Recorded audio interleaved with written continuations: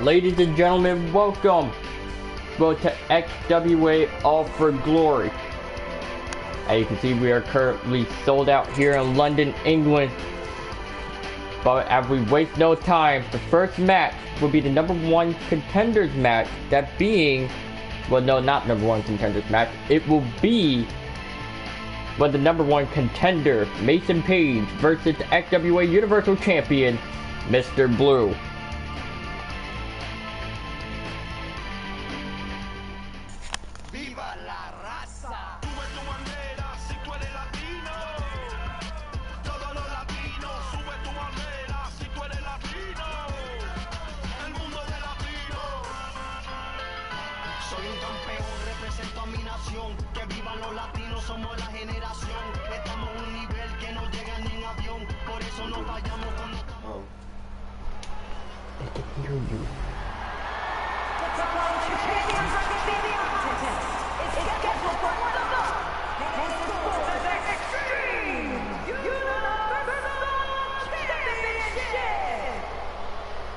As the entirety of London, England is ready. Also, I did forget to change the thing saying Xwa All For Glory. Apologies in advance. I was actually in a rush making this whole arena, so I didn't put the fancy touches on it. So if it says SWA Last Stand, that's because of production issues. Anyways, here is Mason Page, the #1 contender that have won the Battle Royal to earn his spot, at a chance to face off against the Universal Champion, Mr. Blue, in the opening match of tonight.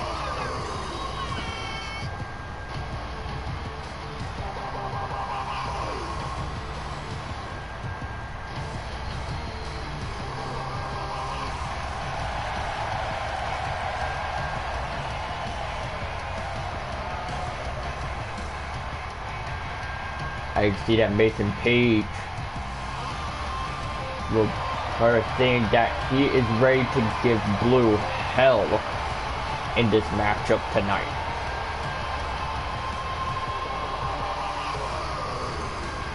But the question is, Blue is probably going to have to bring out something out of his arsenal in order to rival Mason Page.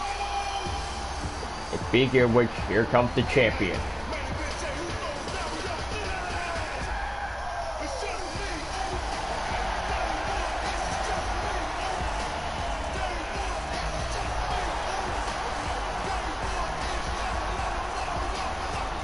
And here's Mr. Blue, in London, England.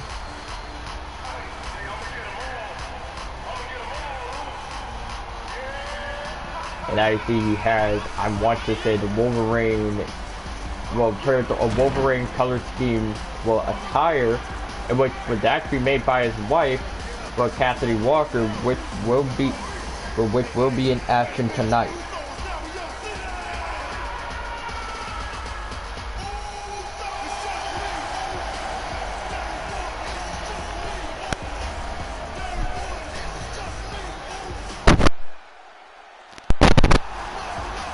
The Blue getting the entirety of London, England on his feet.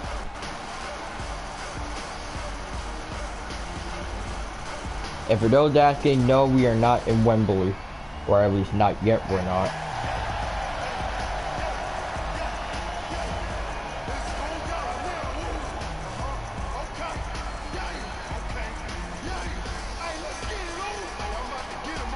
So Mr. Blue is putting his title on the line for the #1 contender, Mason Page. And now let's go down to our ring announcer, Samantha Irvin, to give us the call.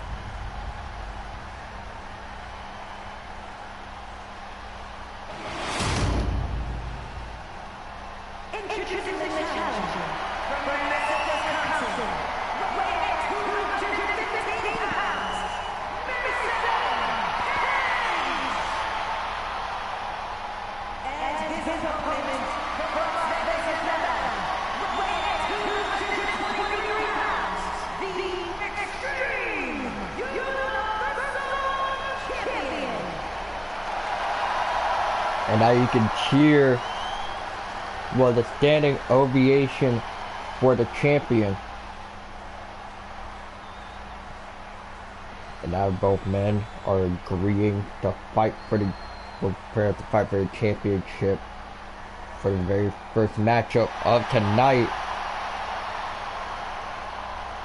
And we are just moments away from kicking off XWA's All For Glory. And that being Mason Page versus, I want to say, returning main event, Mr. Blue. And this match is official. Here we go. And Mr. Blue already taken down Mason Page. Well, right off rip. Not even giving Mason Page a second to even fight back, but wait a second. Now Mason Page managed to deliver a tad bit of offense onto the champion, but trying to give him one hell of a fight. He already won a 5-man battle royal to solidify his spot in this type of match. Now if he can go ahead and try and use almost anything that he used during the 5-man battle royal and try to use it against Mr. Blue to try and give him the, or at least try to get the advantage to standing in the gear, he connects onto Mason Page. And now Mr. Blue going in for, I want to say, a diving by splash, throwing Mason Page into the center of the ring.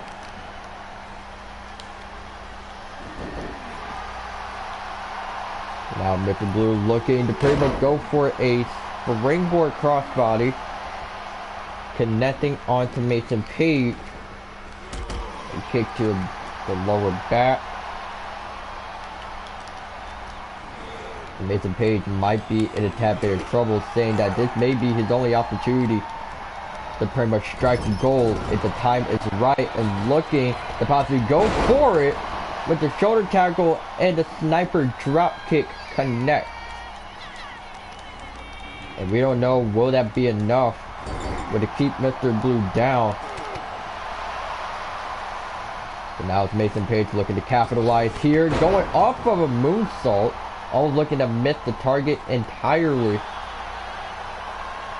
Now Mason Page will now have Mr. Blue right where he wants to go for the grenade driver.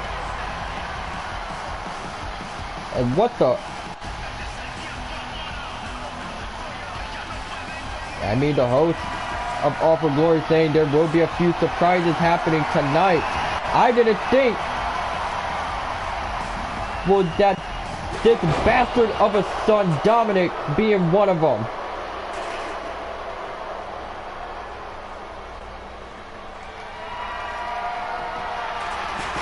And now, we're getting pinfall only for Mason Page to immediately get shoulders up.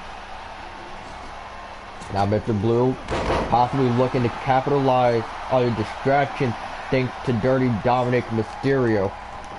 My question is, why the hell would he literally fly all the way to London, England, just to help out someone he barely even knows of? Shouldn't he be in Berlin by now? But nonetheless, is looking that Mason Page is just a tad bit pissed off after literally receiving like a chair shot to the head. But now they're just shoulder tackling Blue onto the outside. For some reason, Mason Page is not going to follow it up. Springboard Hurricanrana ends up connecting onto Page.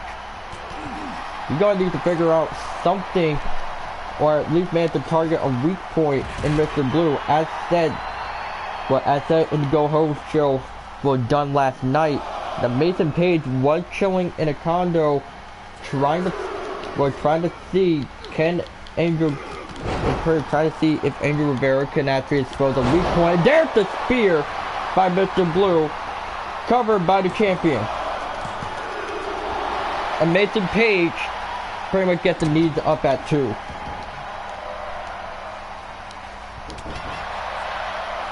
And Mason Page has said backstage that he is not going to go down without a fight. And he's looking to not do exactly that, but going for a corner crossbody. Well, springboard crossbody, I meant. Now, into the midsection, and the face buster ends up connecting, covered out by the challenger. And a kick out will at 2. Hip toss by Mr. Blue, and now that he's all fired up, Prima now picking up Mason Page, paying homage to Kenny Omega with the one-winged angel. And Mason Page might be down, but not out. Mr. Blue trying to figure out a way to keep Mason Page down for a good 3 seconds. Well, in this title match.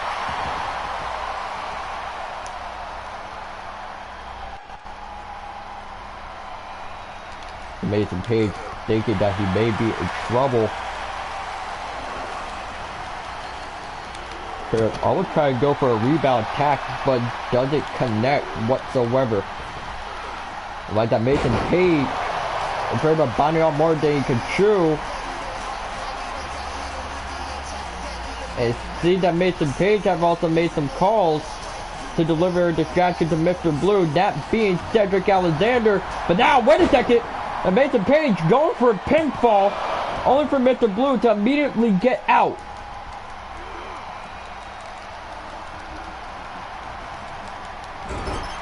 Into the corner, going for Mason Page, but now it seems that for whatever reason, Mr. Blue now grabbing him, throwing him shoulders first into the ring post.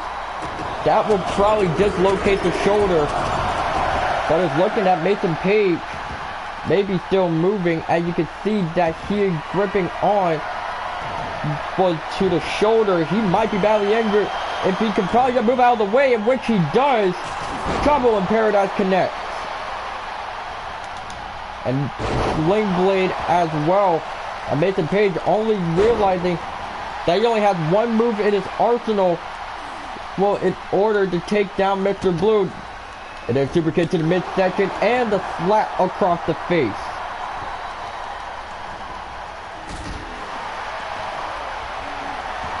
And now Mr. Blue going on to the top rope and immediately lands on Mason Page, and he might be done for.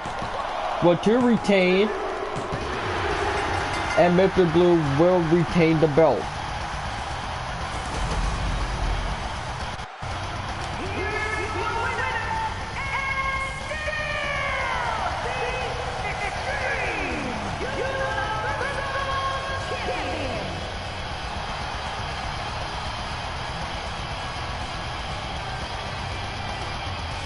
And Mr. Blue's reign will continue after defeating the #1 contender, that being Mason Page.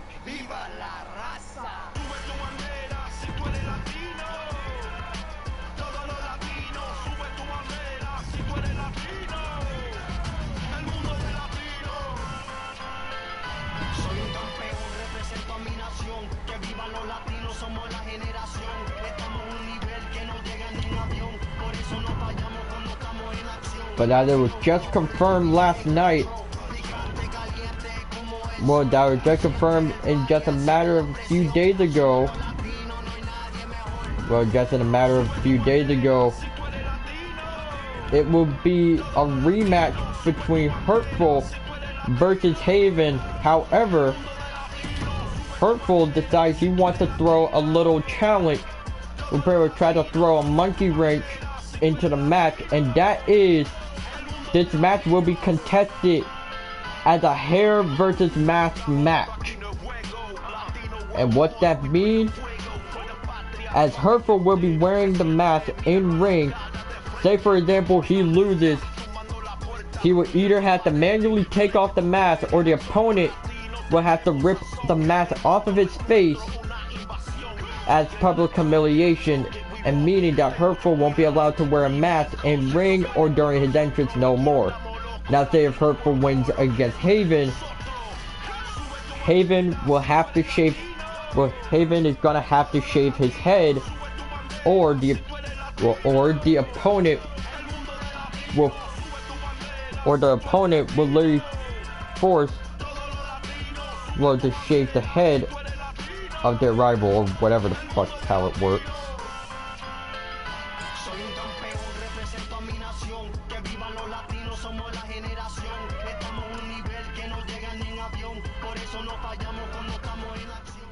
If you smell what the Rock is cooking. But everything all comes down to this. Who will be the one to walk out of here either with a mask in hand or with their hair completely gone?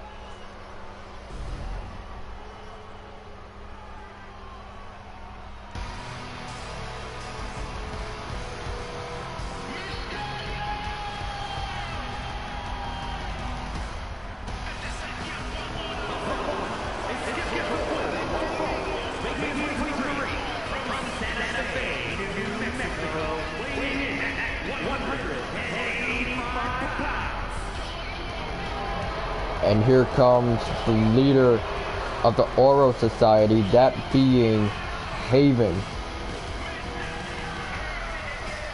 And I see that he is also in the attire that he had worn, well, during his CMLL days.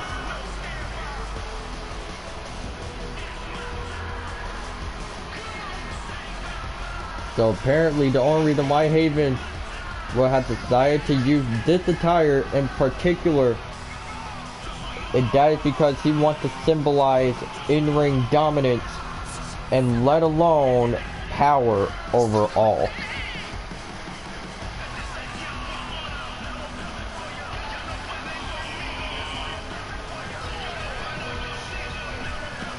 And technically he's also using, and another thing is, as you can see the chest plate that Haven is wearing, he is literally wearing it in order to mock the tribal menace even more. I want to say it would be a wise idea from Haven. However, unfortunately, we have to admit that at the time where Hurtful was gone, the only person that could step up to the mantle of the tribal menace, that being Haven. Hence the reason why he stole, well, the chest plate, or at least for this year.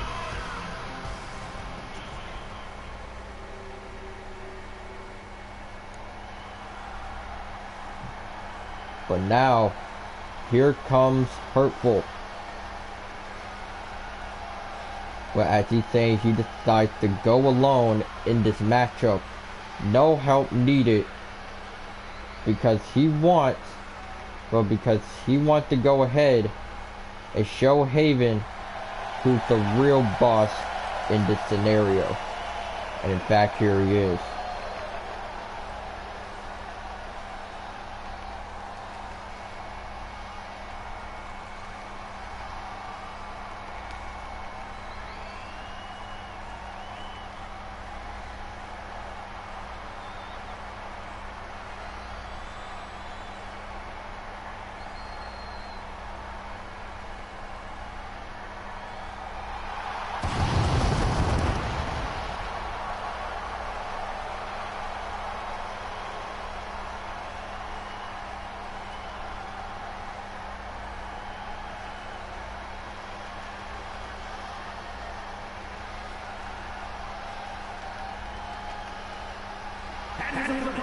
Representing Lacado Del Fantasma from Rochester, New York, weighing in at 235 pounds, the Extreme Champion,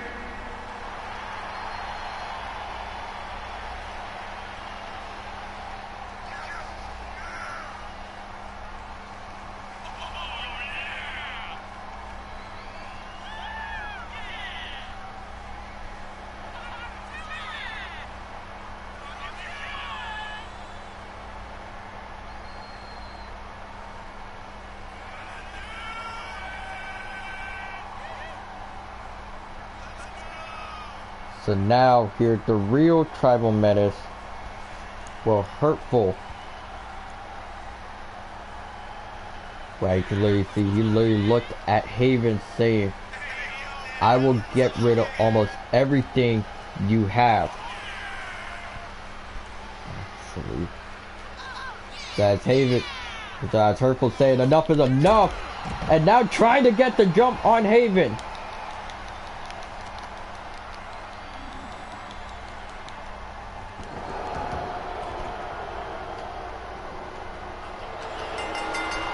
And now the match, and we can get a referee in here.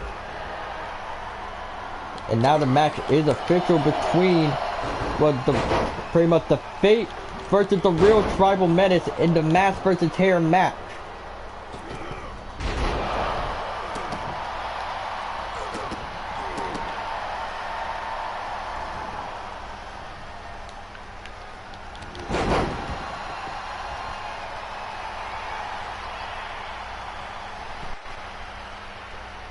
So now, whereas Hurtful now taking off with the Tribal Menace gear, well, at least his entrance gear, and now we can officially say that this match is official, pretty much between the wannabe Tribal Menace versus the real one, well, in this ring.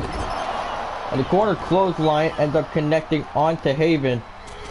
A crossbody ends up connecting. And it seemed that Hurtful is saying that you wanted this damn match. I gave you power to literally take care of the faction while I was gone, not turning it into some corrupt family running, but trying to run the streets of the XWA. I started this faction and I will put an end to it.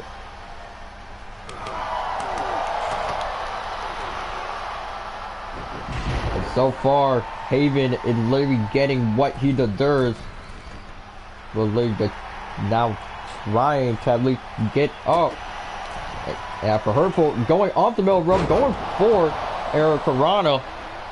And it seemed that for Haven not coming alone, I want to say that is Oscar Lopez on stage. And he's literally doing this in favor of Hurtful. Well, no, not Hurtful, but for Haven. And what it almost could have been that Haven might have almost won the match and managed to take the mask off of Hurtful.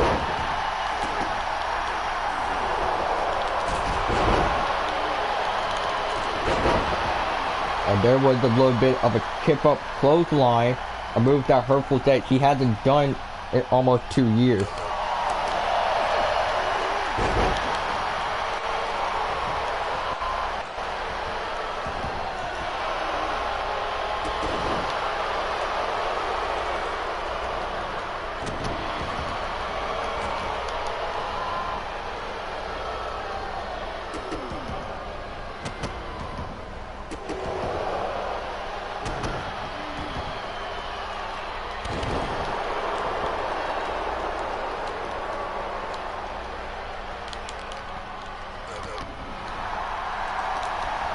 And now, for Hurtful, now almost outside of the whole ring, literally just trying to hold himself on onto the apron, managed to fight back and going for a springboard drop kick.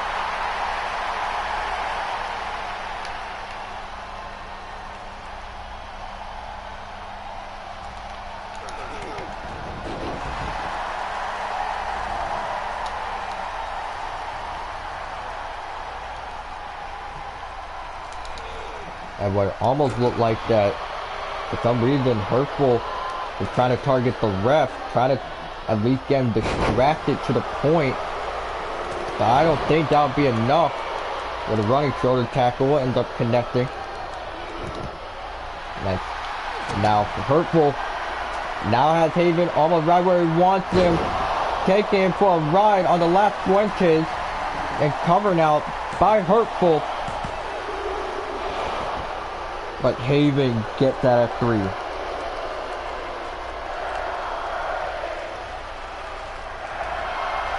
Now, Hurtful going onto the top rope, looking to throw caution at the win by connecting a massive elbow drop and getting the pinfall attempt. only for Haven to get shouldered up at 2.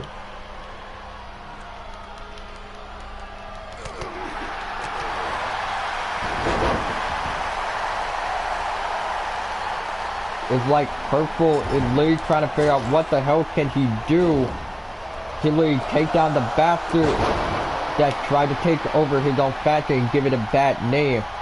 But now, Purple may have a possible opportunity here on the horizon. And now trying to force, well, Haven to submit, only for Haven to escape.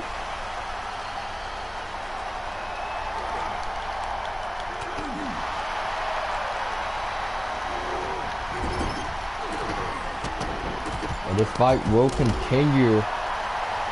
And now for Haven, well, not Haven, but for Purple trying to gain speed, going for like a running corner drop kick, only for Haven to move out of the way in time. And you can see that for Haven literally gripping onto the mask of Hurtful, almost looking to try and rip it off, thinking that he could probably win that way. But now Hurtful has to look in his eyes and looking to give Haven another ride of the last morning once again. And now Hurtful going onto the top rope. They're looking to use the frog splash to his advantage. And shoulder down. But once again, Haven kicks out.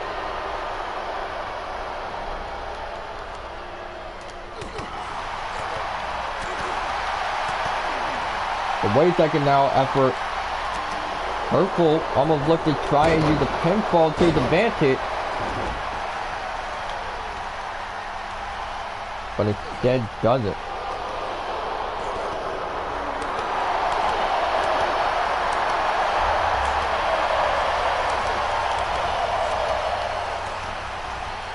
And now, after Purple trying to go for a roll-up pin. Well, and he does it. Now Hurtful immediately rolls out of the ring, realizing that he had won over Haven. And unfortunately for Haven, he is going to have to shave his head, or Hurtful will have to forcefully do it himself. And Haven literally say, no, that's bullshit. Like, what the fuck do you mean I lost? I didn't lose. I can't lose.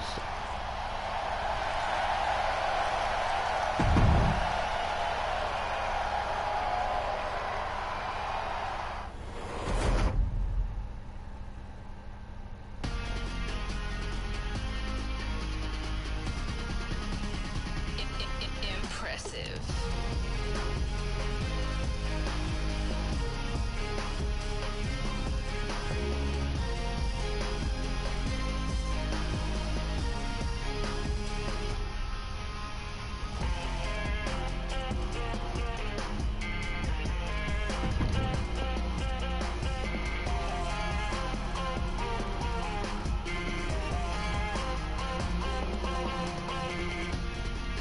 Let me see here.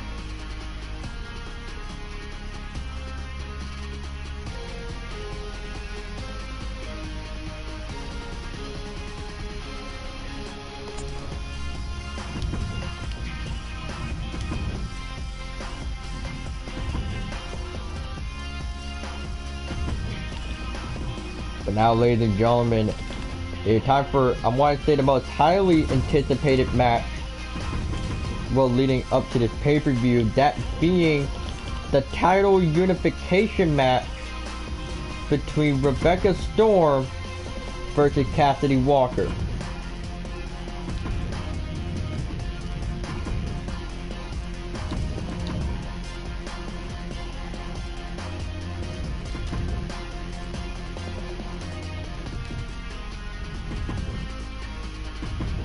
Well, as both women have agreed to put both of their championships on the line in a winner-take-all.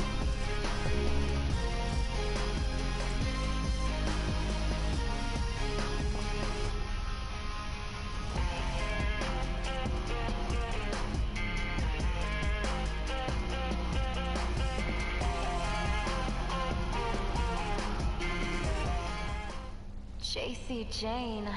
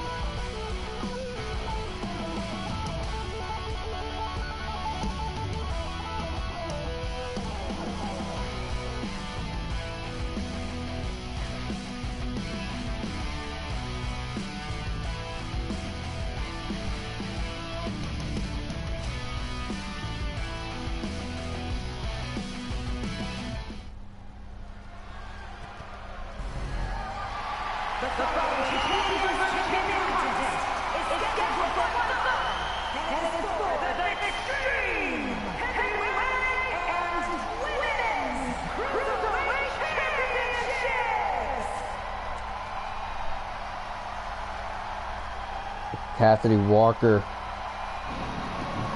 could literally deliver a huge upset.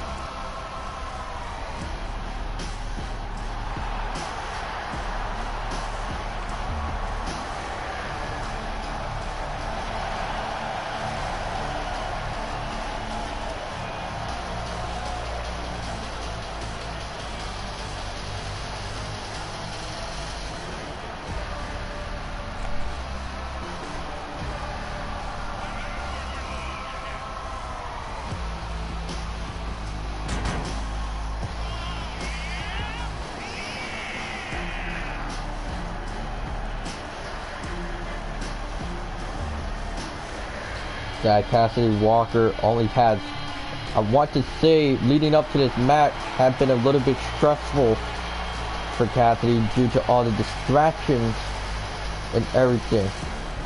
But from what we can hear, was that Cassidy may be able to do something that most women cannot do in the XWA, or at least haven't done in a little while, and that's being a double champion.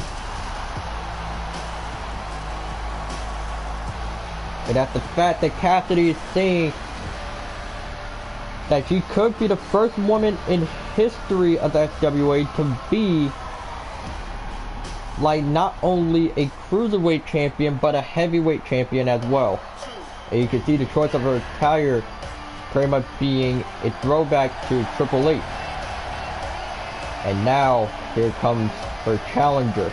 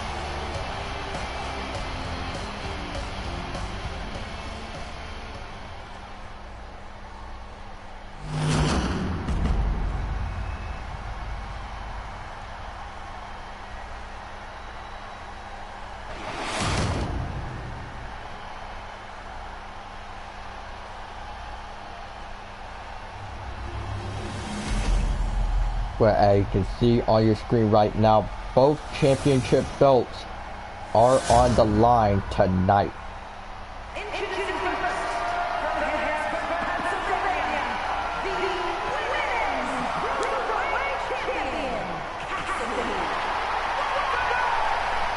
And for some reason the belt is invisible.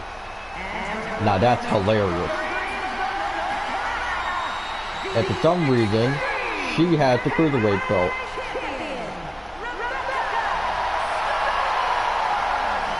So apparently both of them got the titles mixed up. Well, hilariously. And now it's back to the fucking women's heavyweight belt. Okay, I don't understand what the hell is going on here. But we're just gonna act like nothing happened. Anyways, as you can see that both belts are on the line. That being the heavyweight title and the cruiserweight title being held up at the same time. Whoever wins this will be crowned as the cruiserweight heavyweight champion. And let's go ahead and get this match underway.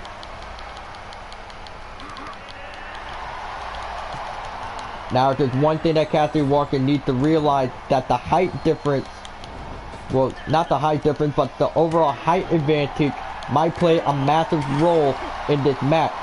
Well, considering the fact that Rebecca Storm is only a few inches taller than Cassidy Walker, so technically this is almost like a David versus Goliath match.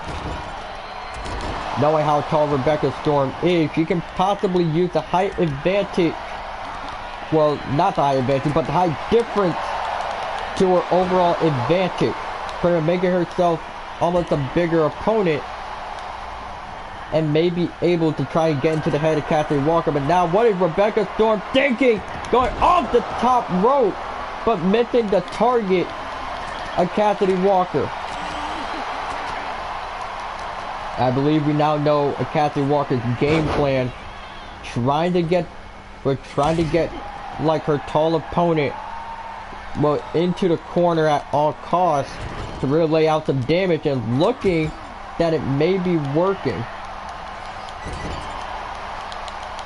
Yes, for those that don't know, Rebecca Storm is actually stupidly tall. It's not even funny.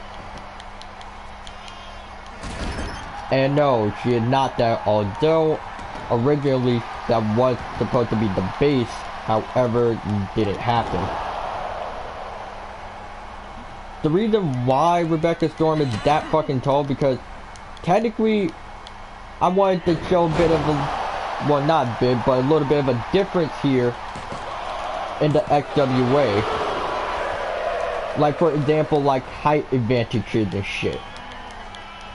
Wanted to give technically most of the wrestlers a bit of a challenge.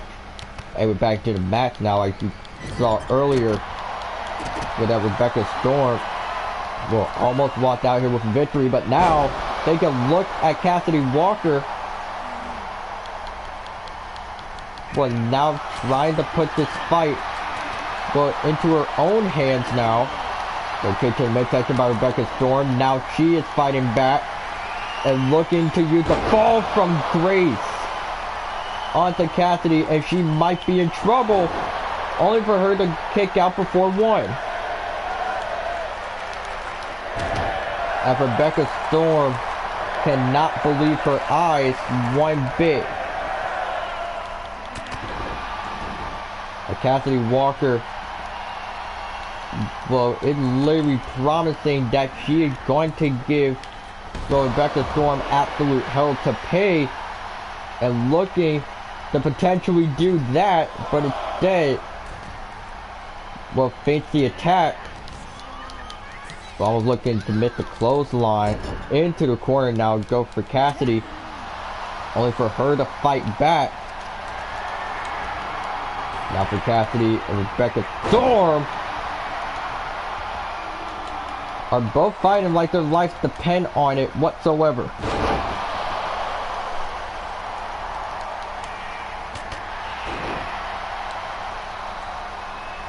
And Cassidy trying to get herself, well, back on both her feet, only for Rebecca Storm to pretty much try and see if she can get a pinfall, only for Cassidy Walker to get shoulders up.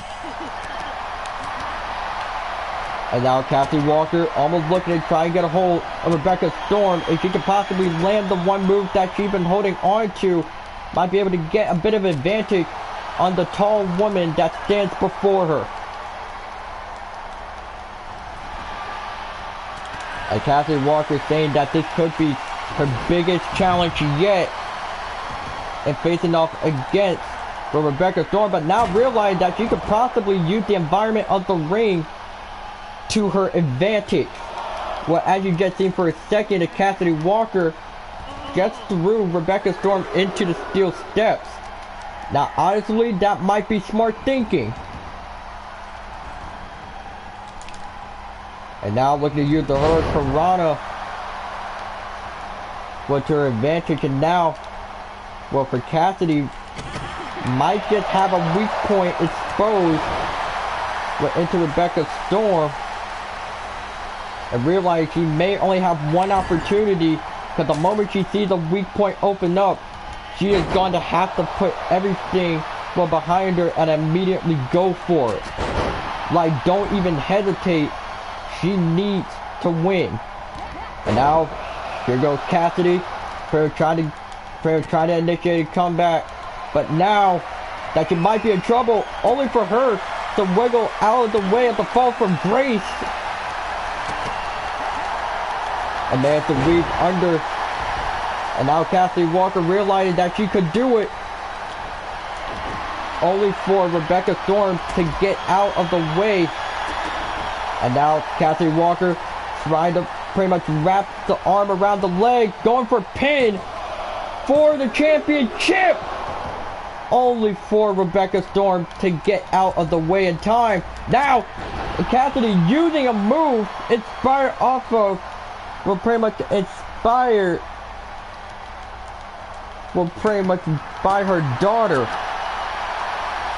And that's technically taking it old school.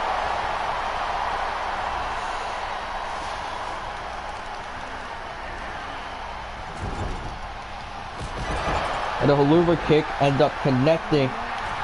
And now Cassidy Walker really feeling the energy of the crowd. But now they're trying to go for a drop kick, but realizing that she may be able to put down the giant. But only for Cassidy to may be in trouble.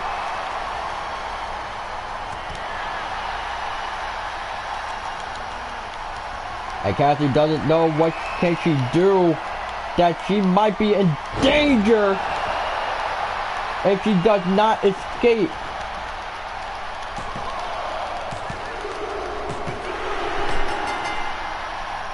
And Rebecca Storm will rip the title off of Cassidy. Ladies and gentlemen, here is your end, Rebecca Storm.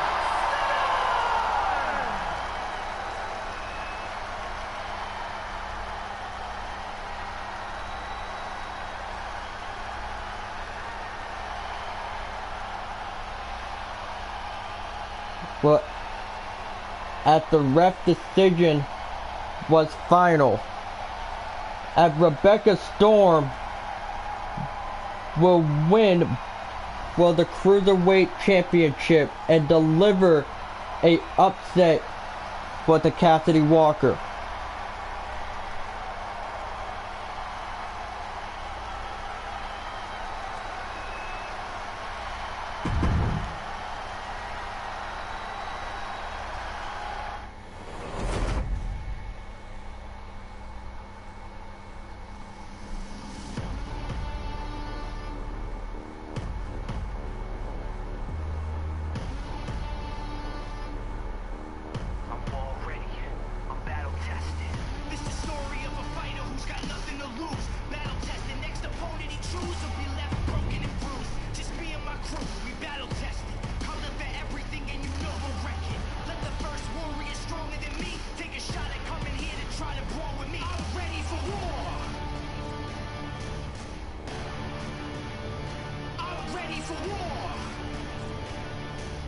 At Cassidy Walker, and we can hear it that for Cassidy getting a standing ovation from London, England.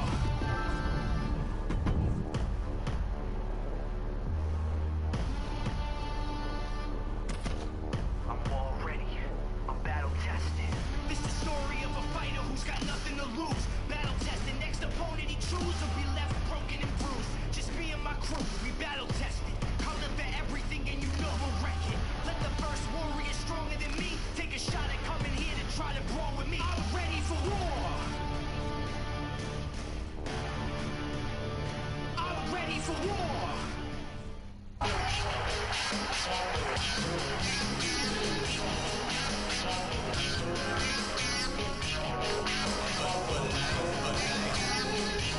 But as we are moving on, that the next match would be the daughter of Cassidy Walker, Frost Walker versus Rosa CM Martinez.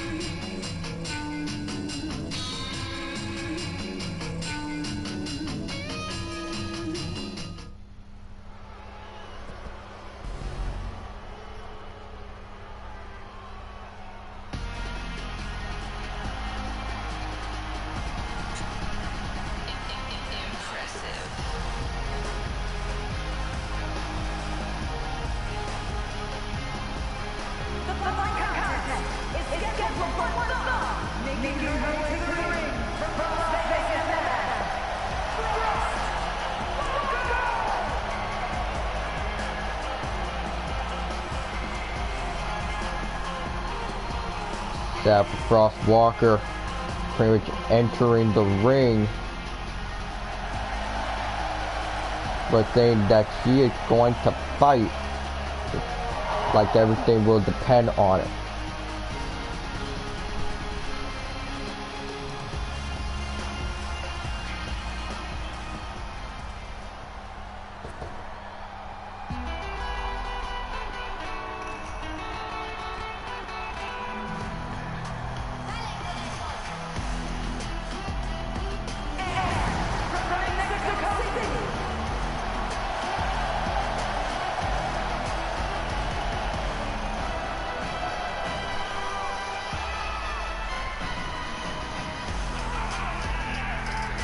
That Rosa CN was in London, England. I want to say for the first time in a while.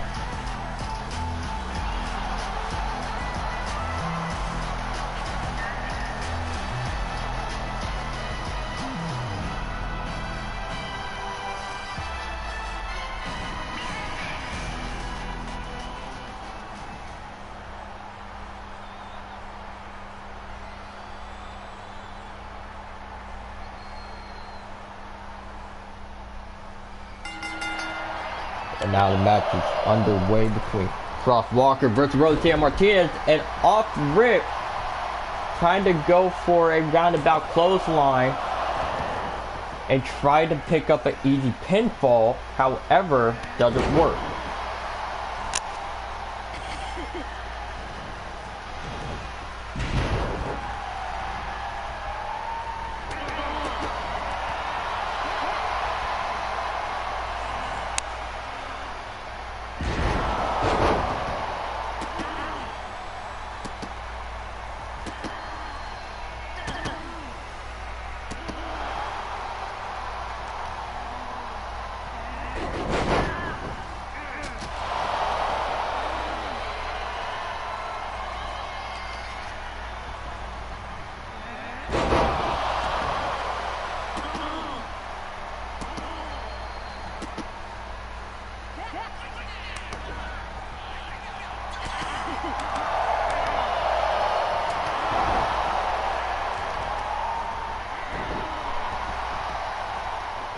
Now, Frost Walker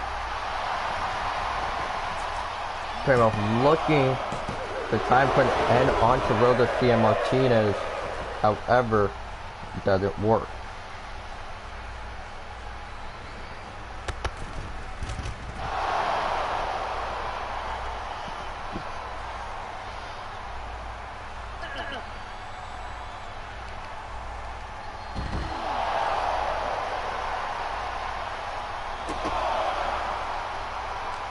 Yeah, I think we just heard something from Cassidy saying were pretty much online saying that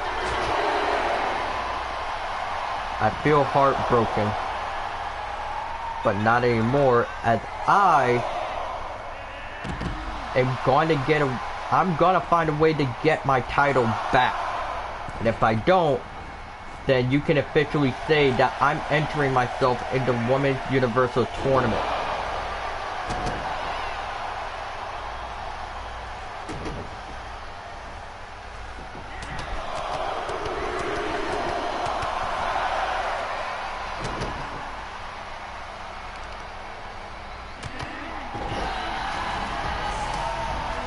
Wait a second. Now for Chelsea Green,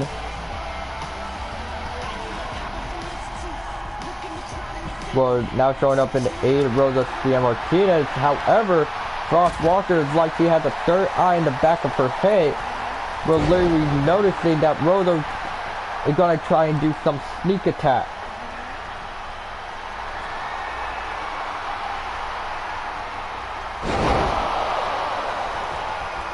And now, Rosa trying to get the pinfall on Frost Walker using the Wasp Driver. However, Frost Walker somehow, some way managed to kick out.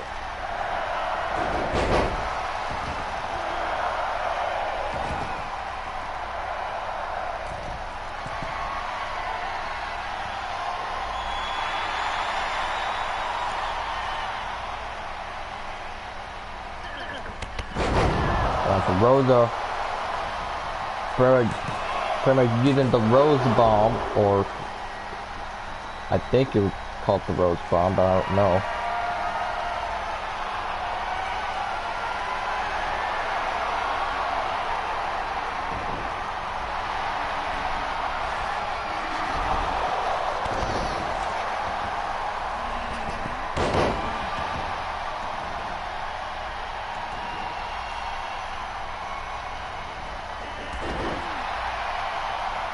After Rosa the end, we're trying to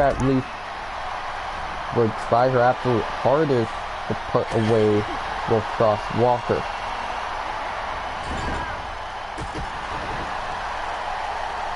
And now for Frost, pretty much using a suspending Bronco Buster. And now the Frost looking to get ready to put away Rosa CM Martinez at any moment's notice, and looking to potentially do it now. And now using a move inspired by her mother, but only for it to be reversed into a pin by Rosa. But Frost Walker kicks out.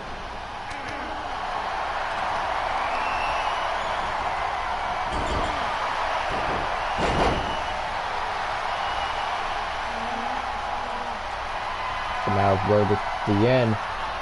Perez looking to finish off Frost Walker. And now going for the Wasp Driver. That Frost Walker still managed to kick out.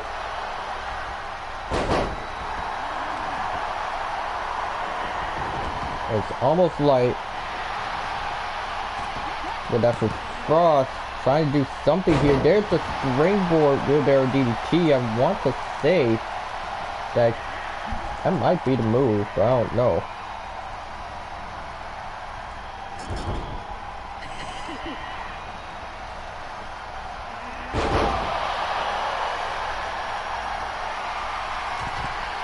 But now, and Rosa on the top rope now, using the pretty much the Rose split drive, only for Frost Walker to counter it into a powerbomb.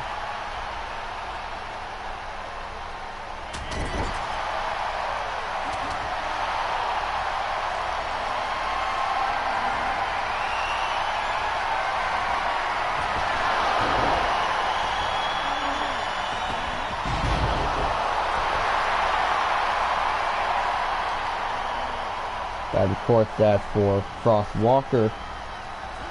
Almost trying to use a bit of a crowd taunt that Rosa has used, well, back in the day.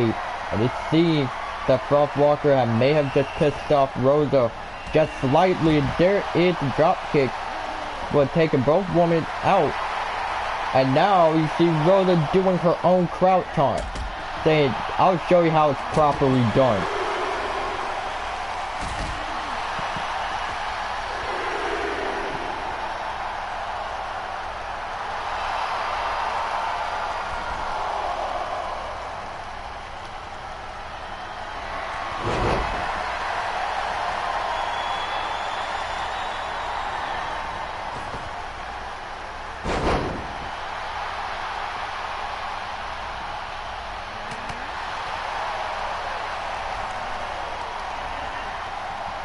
Now into the corner, going for Rosa. Now for Frost Walker.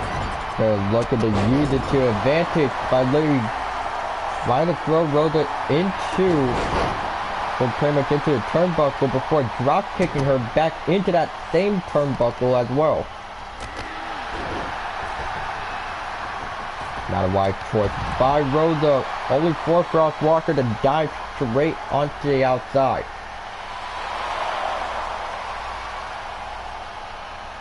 And of course, the unnecessary backflip yet to follow. The Falcon driver on the outside. And now, Rosa could be in potential trouble. And now for Frost Walker. Oh, looking to use the move out for own arsenal, but instead connects with the suplex.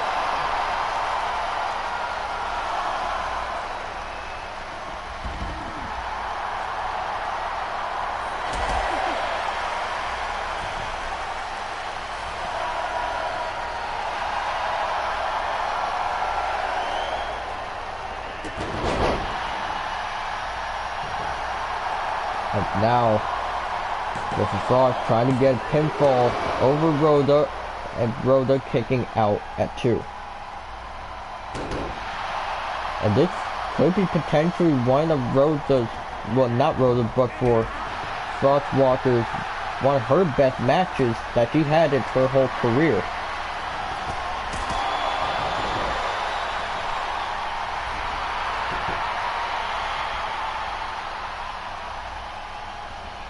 Now for Frost Walker. They're going off the top rope, going for the super cutter.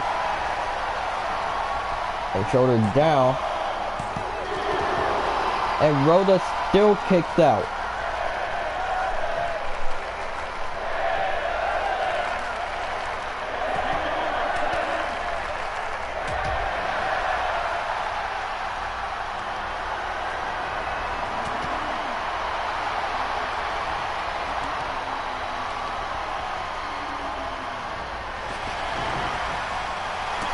So see that Frost and Rosa are almost looking like they're fighting.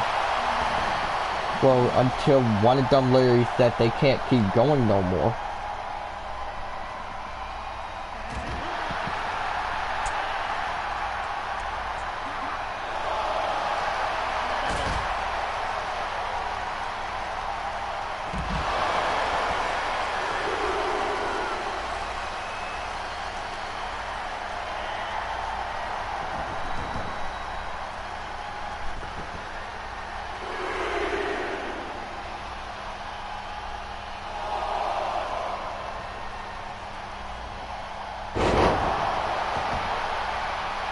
And now for Rosa could be in trouble.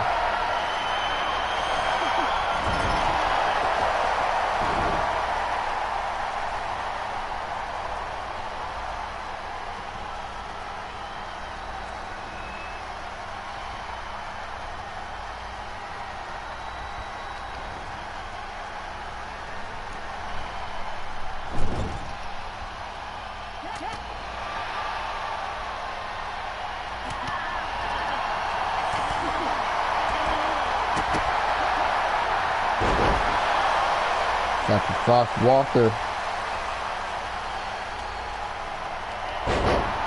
This could be potentially finished.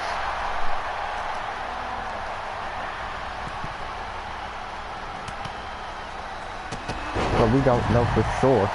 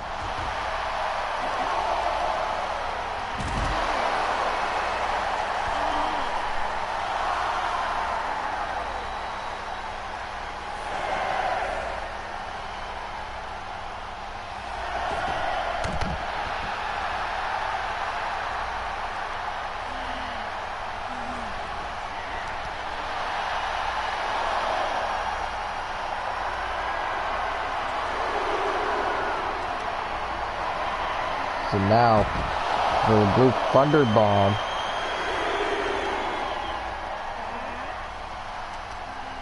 What pretty much ends up connecting onto the outside.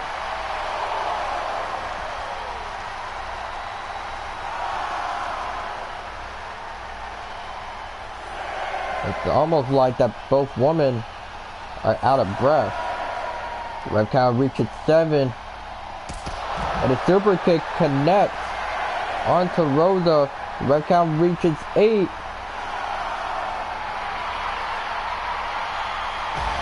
And even right before Rosa could crawl back in the ring, the Frostwalker will win.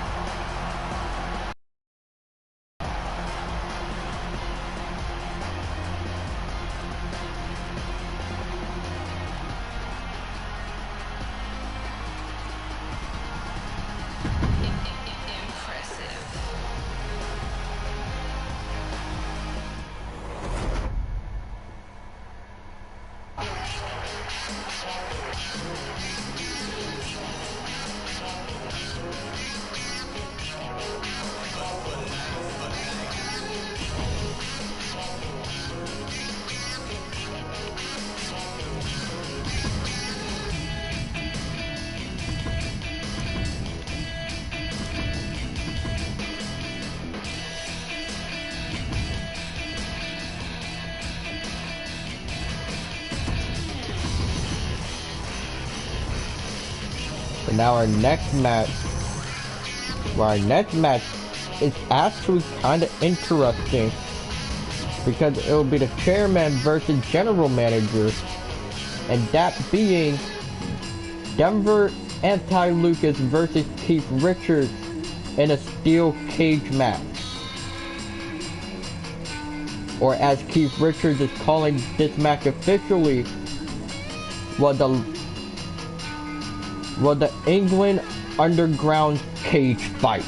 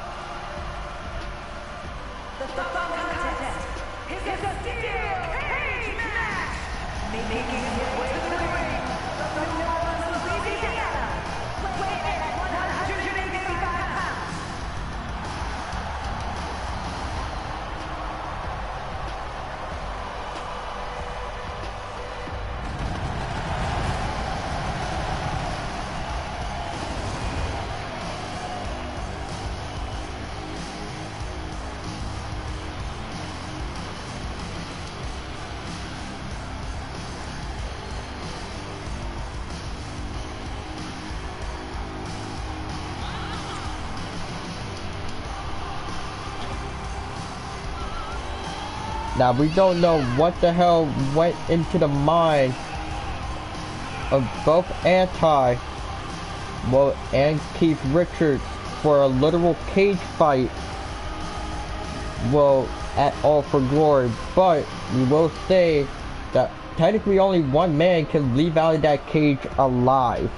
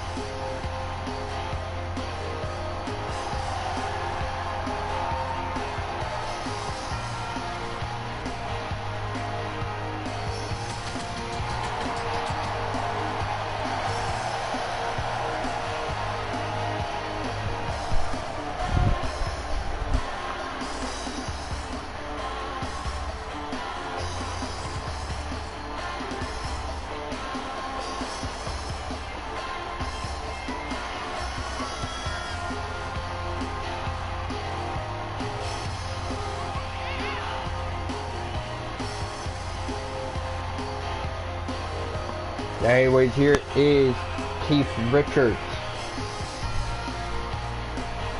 Now again, we are saying what has gotten into both of these guys' mind to greenlit a match like this.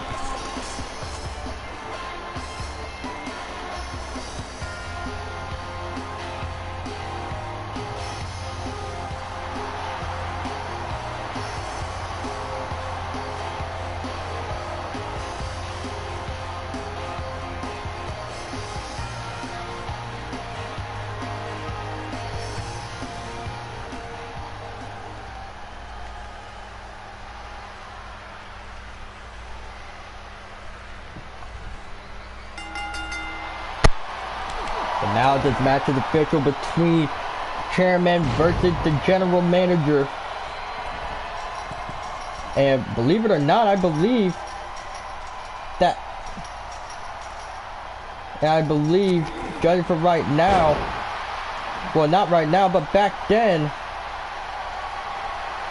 well, that Anti and Keith Richards have fought each other, well, a whole lot in the past, but ever since they said they are retiring from like in-ring action, we don't know will this rivalry ever start back up again.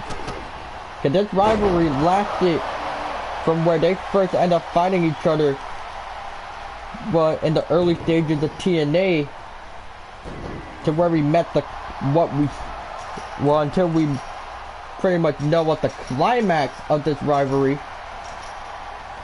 was happening in Ring of Honor.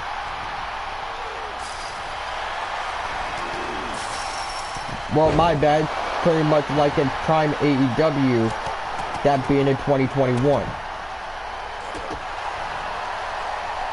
But the moment that both of these men have left, well, AEW,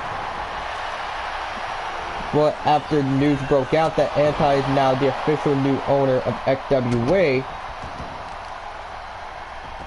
a lot of people were wondering, wait, so this rivalry don't mean shit no more? Well, newsflash, ladies and gentlemen, this rivalry is now back underway. Or I want to say a little friendly rivalry, considering that,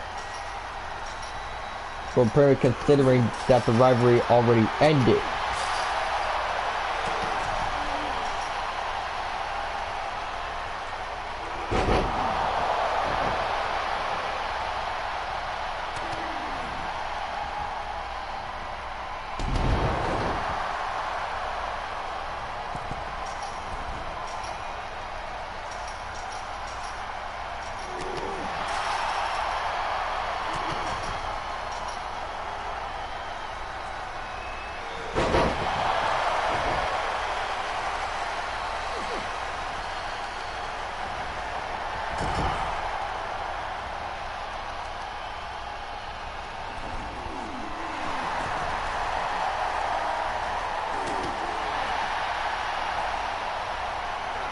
Right now for Keith Richards. Never had time Luca, but there is pretty much the flip backbreaker. A move that Keith Richards said that he may have nearly put Anti out of action for a whole year.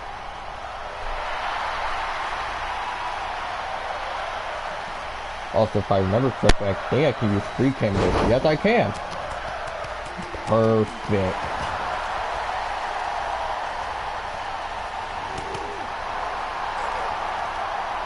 You gotta zoom out. There we go.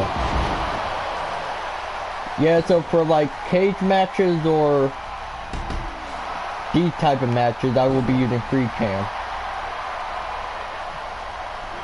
So there's the low blow connecting from Anti, and cover now onto Keith Richards, that he might be out. Never mind.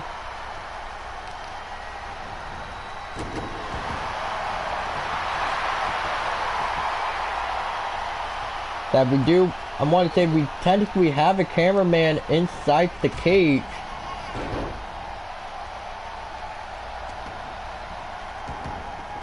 After Anti, after Anti saying that he had not felt this way in years, but the fact that for both Anti and Keith Richards are putting on one hell of a fight, but now look at this, Keith Richards trying to use a sleeper hold to his advantage, and Anti managed to escape. And now whatever Anti's thinking now, pretty much we're using the ropes as a bit of a rebound, but instead gets met with a forearm by Keith Richards. Cover now. And once again, Anti kicks out. Well, in this steel cage match.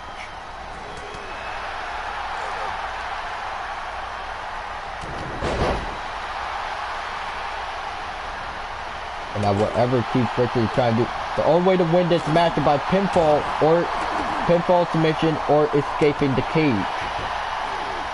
But escaping the cage will be the easy way out.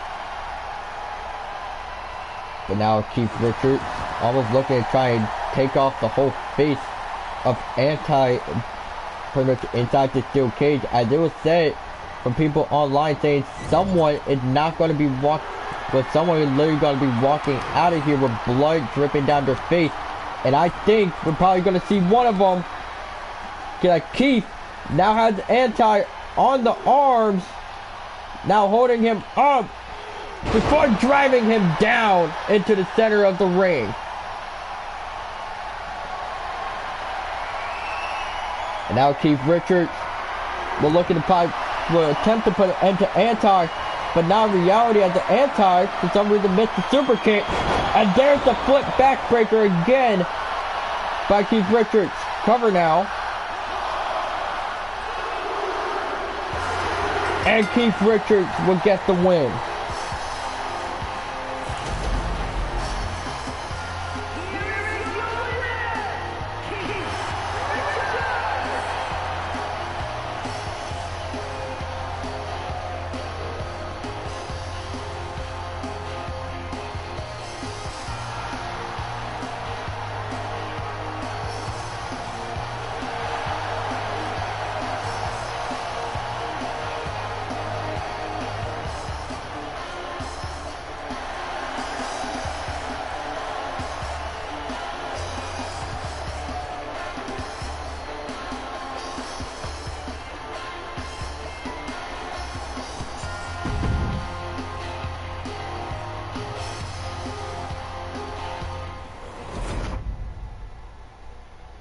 Welcome to the generation of Jade.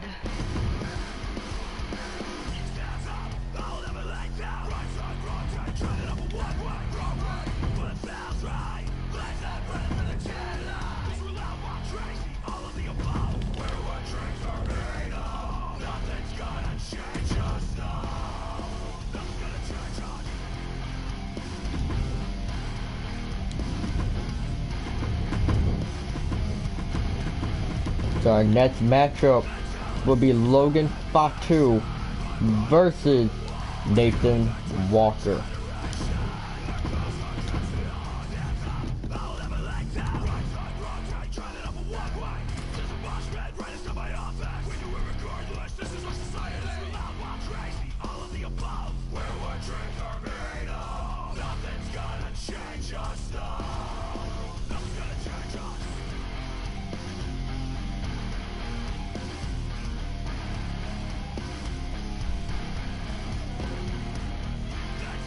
You're gonna have to bring them up because I'm busy doing bullshit.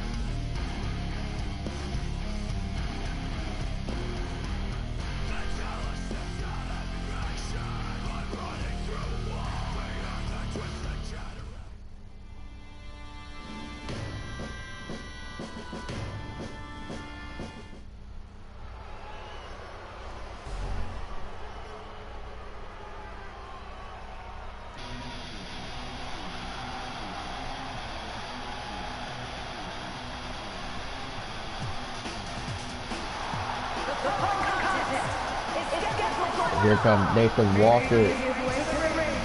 It seems that Reese Logan will pretty much wanted to come out and accompany Nathan Walker. And I think this is because Reese Logan said that she had a crush on Nathan Walker.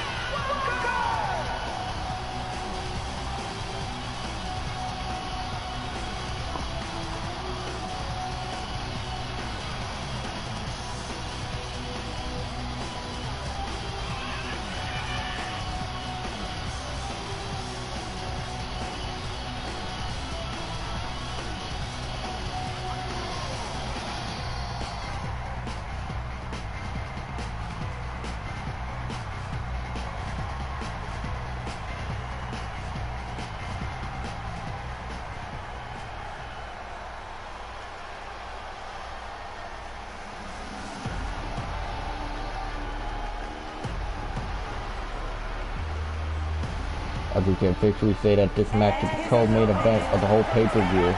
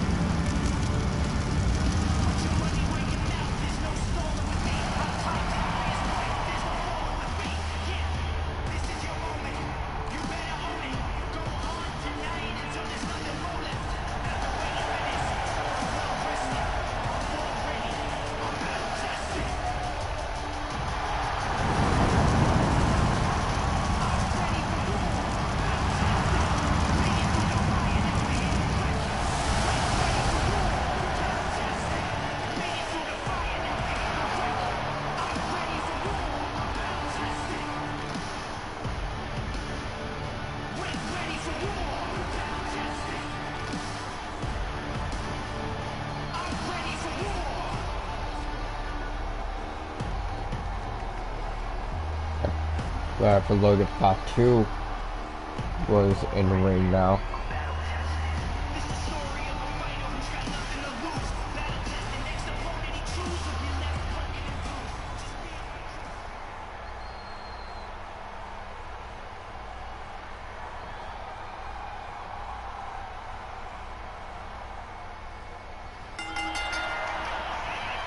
Now the match is underway between Walker against Fatu. You can see out on ringside, Reese Logan. Surprisingly, well, how can I put this? Surprisingly, I want to say the little sister, but not little sister, the cousin of Logan Fatu. Or her younger, well, the younger cousin, I should say. But technically, you get the idea.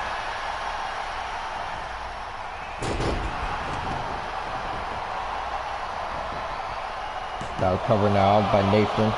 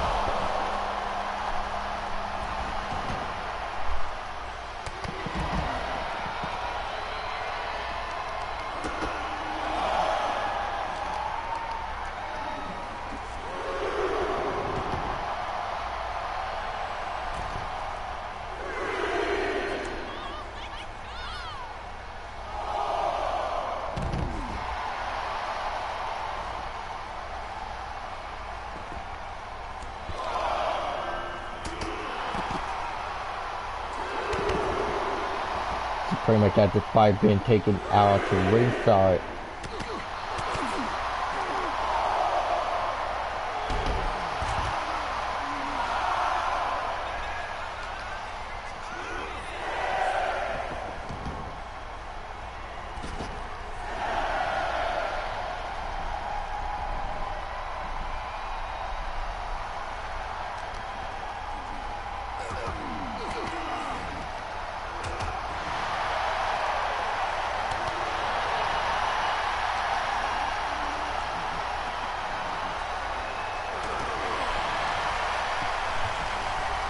for Nathan Walker and Logan Fatu. But pretty much want to have this match. Technically, they say they wanted to have this match for a while. And they're finally having it.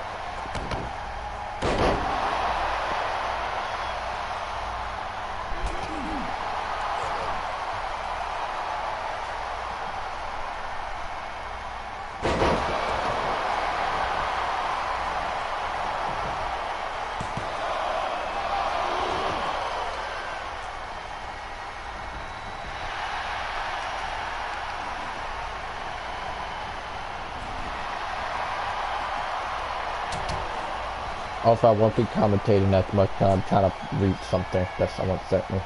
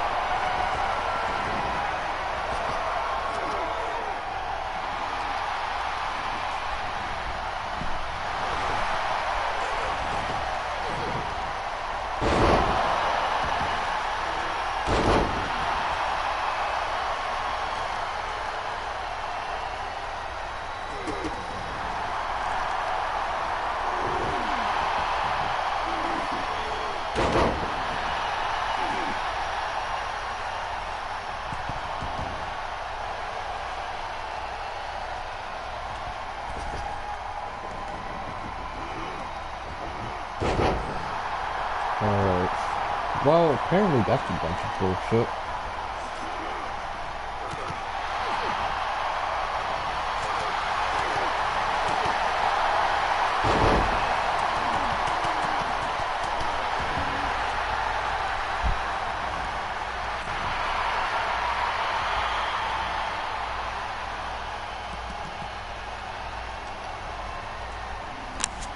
Now it's Nathan Walker. Although you try to go for it, Falcon Arrow. And it seems that Dominic Mysterio is back yet again to ruin another match.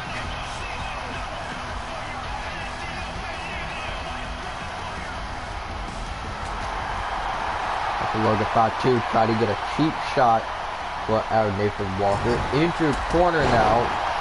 The corner Enziguri connects. But now, after Logan Fatu using the Samoan spite from his father for a mirror to hopefully victory, but Nathan Walker denies it.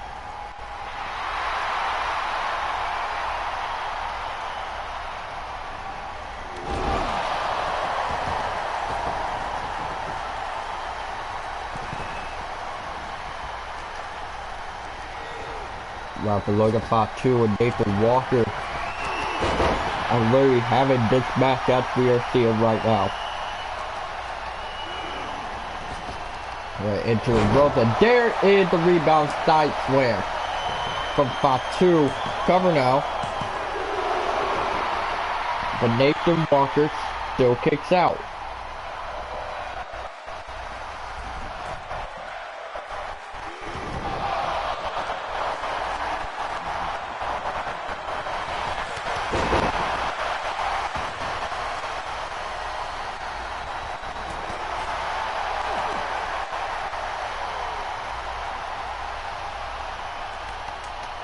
For Logan Fatu probably maybe in a bit of trouble, but now Nathan Walker saying that this match is going to end an anti-hero's law.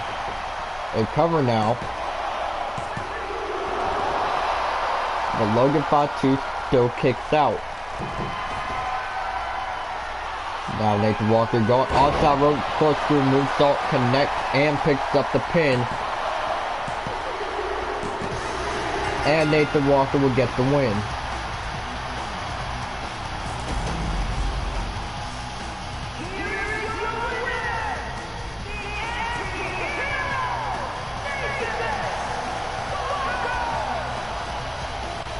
Guys, you can see Nathan celebrate, but wait a second now. Reese Logan, Freya decided to put herself in the ring. I can hear the UK crowd literally cheering, well, for Nathan. And I think that Reese Logan might have just kissed him on the forehead, but I don't know.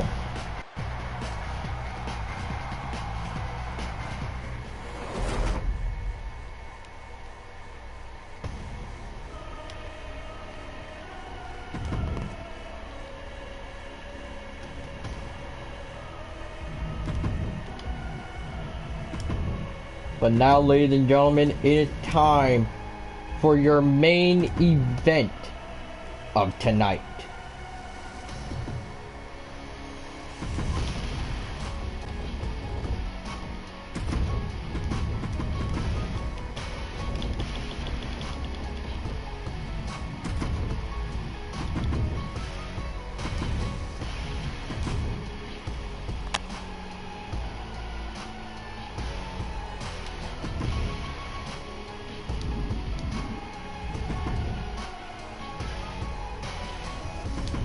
Well, and after Chris Danger had been somewhat attacked backstage for what we assume may be MYS, but we do not know, and Chris Danger had to relinquish for the XWA World Heavyweight title. So technically in this main event, it will be crowned, we will be crowning a new champion. However, there are two people that are hungry to claim that belt, and that being MYS and Shane Dillon.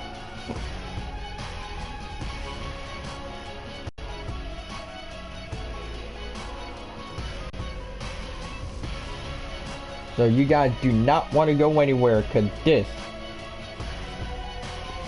will be for all the marbles.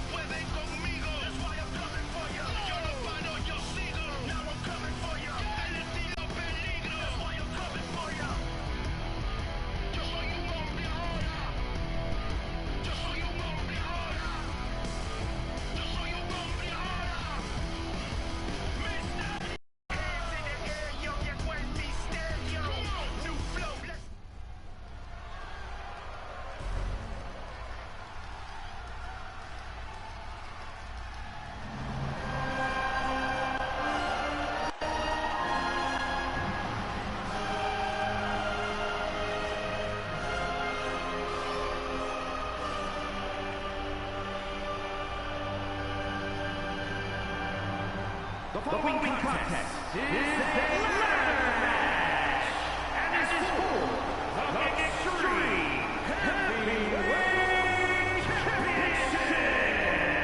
Making his way to the ring, representing the Misfits from Charlottesville, Virginia, weighing in at 215 pounds, and But MYS have said had said online saying that a ghost is coming to London, England. Because this is not no ordinary MYS. This is the scapegoat.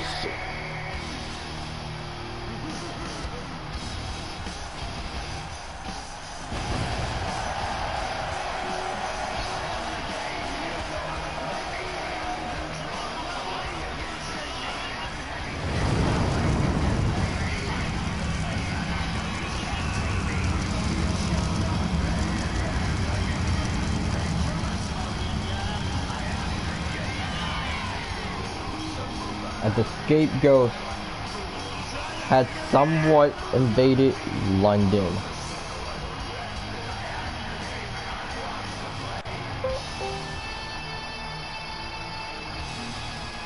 Also, yes, someone was trying to call me on Discord, but I immediately declined. Don't worry.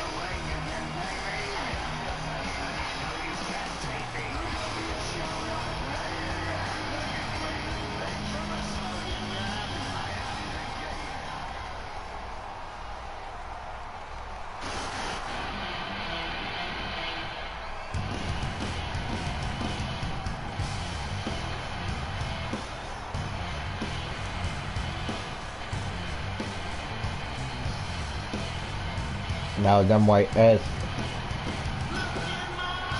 or should I say the scapegoat MYS, trying to scope out his prey.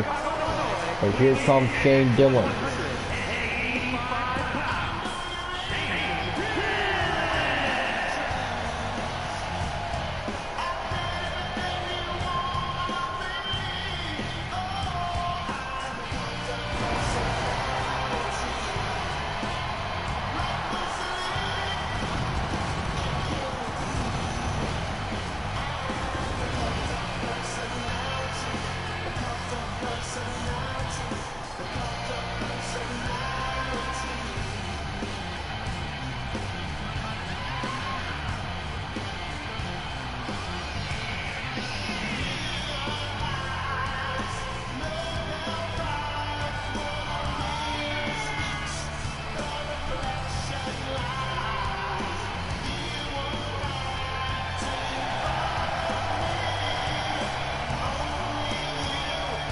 Now we will inform you that you do know that MYS was wearing two leg braces.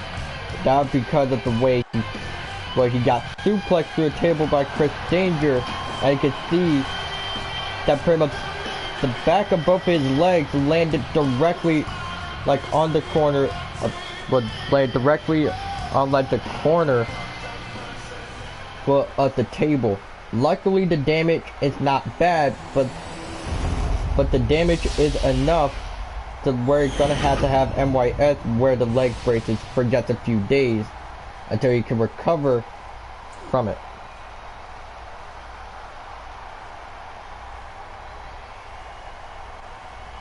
Now both men, so now the match is underway. We didn't even hear the bell ring, so I guess the match was already official the moment, well, the entrances were already done.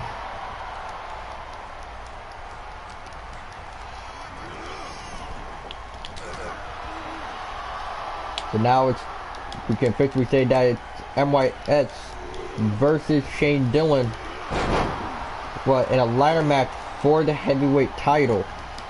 His previous owner was Chris Danger, as he managed to hold on to the belt for 5 months. So now it's either time for Shane Dillon or MYS to hold on for the belt, and hopefully, or at least from what they're hoping, to hold on to the belt for more than 5 months. Probably saying that they'll be fine holding on to the belt for a year. Now Shane Dillon pretty much managed to be on the offense and slamming MYS onto the apron, and now looking to target the ladder. I'm pretty much looking to target the ladder and using it to advance it to begin his climb for the belt. But wait a second, here comes MYS with the buckshot lariat, and you can see that Shane Dillon has pretty much landed knee first, well, into the ladder, and shoulder tackle to the outside. Now MYS has the ladder and steadied it up in the center of the ring, and now both men can technically start their climb to the ladder.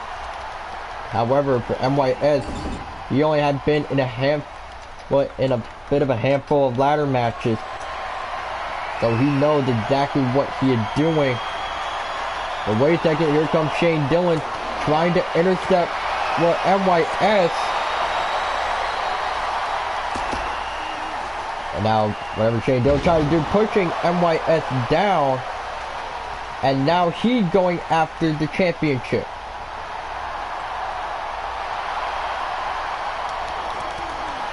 And now MYS trying to fight back. But instead pushes the ladder and slamming Shane Dillon through the ladder, or what some say. And now we need to figure out what is MYS currently thinking of here. And now he pulls out a kendo stick and now getting ready to get to work.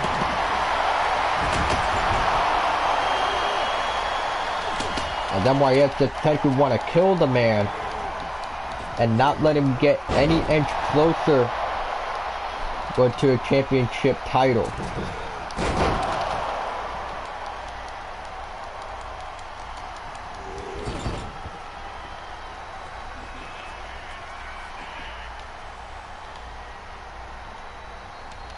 And now MYS now has the kendo stick back in hand, only for Shane Dillon to literally somewhat disarm MYS of the kendo stick.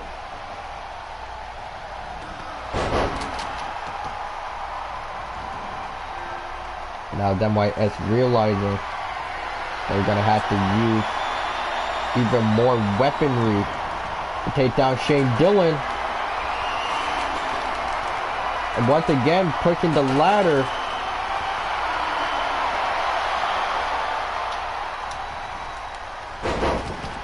Once again pushing the ladder to the side.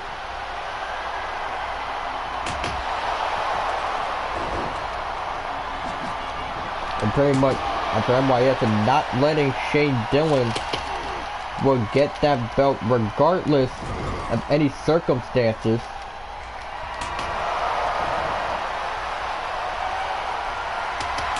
MYS saying, get up, I'm not finished with you. But now, for grabbing him and giving him the Paymaker version 2, and Shane Dillon might be out for the count here. Now you see MYS picking up the ladder once again, and pretty much at a moment's notice beginning his climb.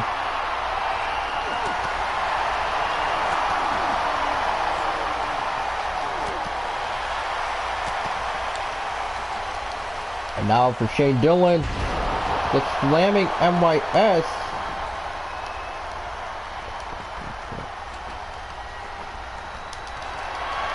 But even right before Shane Dillon can even get his hands on the belt, try to loosen it, it's like MYS is gonna keep on fighting. We're gonna keep on fighting against Shane Dillon.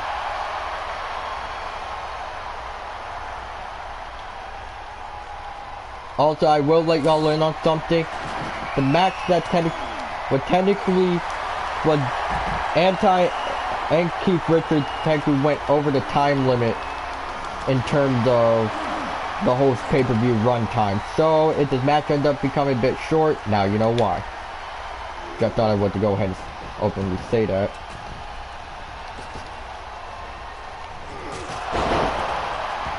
But MYS showing no care in the world.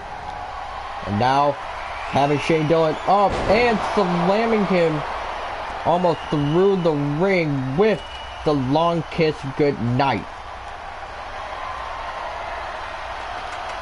And now MYS resetting up the ladder. And MYS will win the heavyweight championship.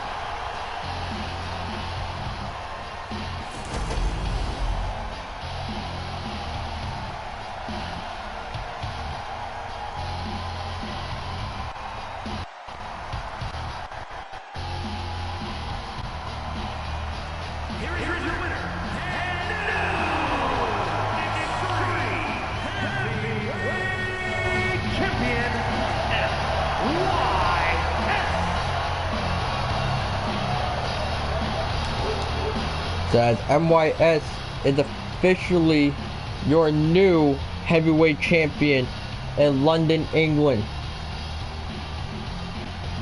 And with that, ladies and gentlemen, that will conclude XWA's All For Glory. And I would want to thank London, England for inviting us out here. And we will see you guys soon. Well, good night, ladies and gentlemen.